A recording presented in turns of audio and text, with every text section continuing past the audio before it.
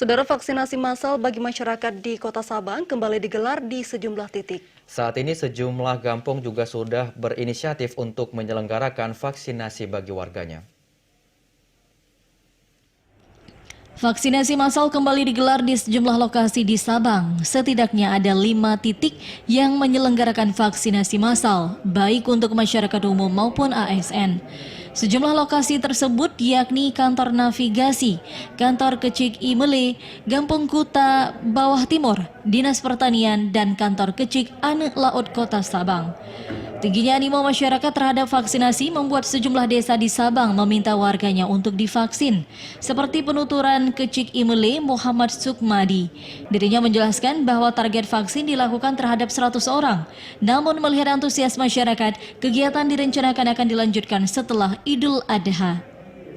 Ya, saya mengusulkan ke Dinas Kesehatan, kebetulan kita tujukan kepada UPTD Puskesmas Balohan. Kita minta dari sana dengan izin daripada Dinas Kesehatan. Kita melihat banyak warga Imele yang vaksin ke luar sana, di kampung-kampung yang lain, maka kita diadakan di kampung Imele. Sementara itu, salah seorang warga Imele, Aulia Rahman, menyampaikan dirinya divaksin karena kesadaran sendiri. Ia juga mengakui tidak ada keluhan sama sekali setelah menjalani vaksinasi dosis pertama ini. Alasannya untuk menjaga ketebalan tubuh kita lah, dan agar kita sehat dari perangkap desa lah. Kalau bisa segera divaksin biar supaya lebih aman gitu.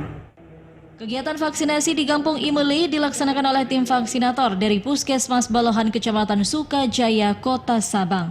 Dari Sabang, Mahfud, TVRI Aceh melaporkan.